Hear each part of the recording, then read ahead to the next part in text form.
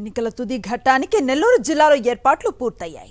నెల్లూరులో ప్రియదర్శిని ఇంజనీరింగ్ కాలేజీలో రేపు ఉదయం 8 గంటల నుంచి జరగనున్న కౌంటింగ్కు ఏర్పాట్లన్నీ పూర్తయ్యాయి.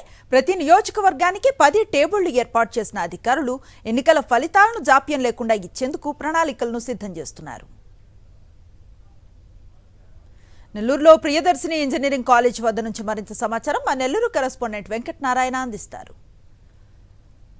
పోటీ చేసిన అభ్యర్థుల టెన్షన్కు మరి కొన్ని గంటల్లో ఎండ్ కార్డ్ పడబోతుంది. నెల్లూరులోని ప్రియదర్శిని ఇంజనీరింగ్ కాలేజీకి సంబంధించి మొత్తం కౌంటింగ్ ఏర్పాట్లను అధికారులు పక్కాగా నిర్వహించారు. మొత్తం 8 అసెంబ్లీ నియోజకవర్గాలకు సంబంధించి ప్రియదర్శిని ఇంజనీరింగ్ కాలేజీలోనే కౌంటింగ్ కేంద్రం ఉంది. మొత్తం ఆ నెల్లూరు పార్లమెంట్ పరిధికి సంబంధించి 7 అసెంబ్లీ నియోజకవర్గాలు ఉన్నాయి. నెల్లూరు సిటీ, రూరల్, కావలి, కోవూరు, ఉదయగిరి, ఆత్మకూరు, కందుకూరు ఇవన్నీ కూడా నెల్లూరు పార్లమెంట్ సంబంధించి 7 అసెంబ్లీ నియోజకవర్గాలు. అలాగే తిరుపతి పార్లమెంట్కి సంబంధించి ఆ సర్వేపల్లి నియోజకవర్గానికి కూడా ఇక్కడే కౌంటింగ్ ఉంటుంది. సో వీటన్నిటికి కూడా అధికారులు పక్కాగా ఏర్పాట్లు చేశారు.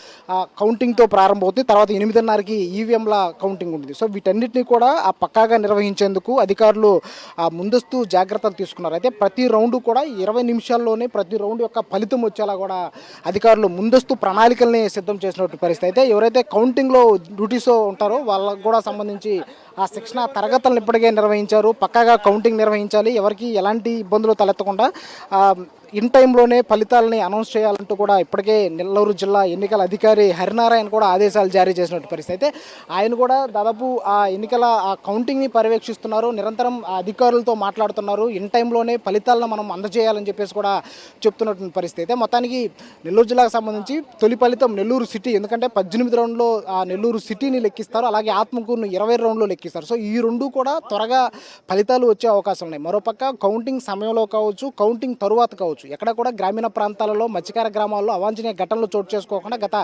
వారం రోజుల నుంచి కూడా పోలీసులు అవగాహన కార్యక్రమాలు నిర్వహిస్తున్నారు. మత్స్యకార గ్రామాల్లో మత్స్యకార పెద్దలతో మాట్లాడుతున్నారు. ఎక్కడ కూడా ఘర్షణలు చోటు చేసుకోకుండా ప్రశాంతమైన వాతావరణంలోనే కౌంటింగ్ని ముగించాలనేది కూడా పోలీసుల నిశ్చయంగా ఉంది. సో మొత్తానికి జిల్లా వ్యాప్తంగా కూడా 144 సెక్షన్ కూడా అమలు చేస్తున్నటువంటి పరిస్థితి మనకు కనిపిస్తుంది. సో మొత్తంగా చూసుకుంటే బ్యాలెట్ ఏదైతే పోస్టల్ బ్యాలెట్కో దాదాపు 25,000 పైచులకు పోస్టల్ బ్యాలెట్లు కూడా ఇవి కూడా 8 గంటలకి స్టార్ట్ చేస్తారు. 8 గంటల నుంచి మినిమం ఒక 2 అవర్స్లో కూడా వీటి రిజల్ట్స్ మొత్తం అనౌన్స్ అయ్యే పరిస్థితి కూడా కనిపిస్తున్నటువంటి పరిస్థితి ఇక్కడ కనిపిస్తుంది. కెమెరామెన్ ప్రసాద్తో వెంకటనారాయణ, సాక్షి టీవీ, కనుపర్తిపాడు నుంచి.